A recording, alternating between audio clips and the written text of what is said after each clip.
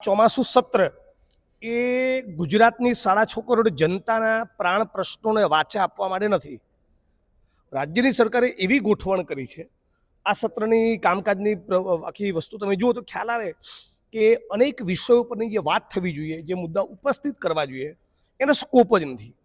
પહેલાં તો સવાલ એ થાય કે 6.5 કરોડ જનતા ટેક્સ એટલા માટે આપે છે કે એમના ચૂંટાયેલા જનપ્રતિનિધિ એમના પ્રશ્નોની વિધાનસભામાં રજૂઆત કરે. વિધાનસભામાં રજૂઆત તો થાય જો વિધાનસભાના સત્રો આવતા હોય. 365 દિવસમાંથી 65 દિવસ વિધાનસભા નથી ચાલતી.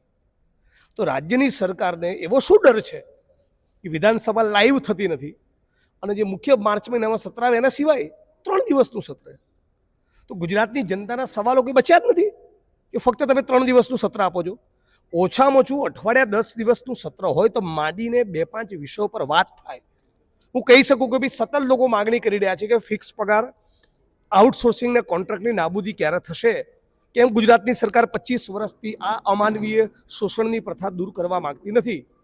તેના માટેનો સ્પેસ જ નથી હોતો. એમને જે બિલ લાવવા હોય 2-5 બિલો રજૂ કરી દે, એમાં તમે રિસ્પોન્ડ કરો, મેજોરિટીના જોરે બિલ મંજૂર થઈ જાય. કોઈ ગેરબંધારણીય બિલ હોય તો હાઈકોર્ટ સુપ્રીમમાં જઈને ચેલેન્જ કરો. પણ એક હેલ્ધી ડિબેટ, એક હેલ્ધી ડિસ્કશન જેનાથી ગુજરાતની જનતાને ફાયદો થાય એવું કંઈ નથી.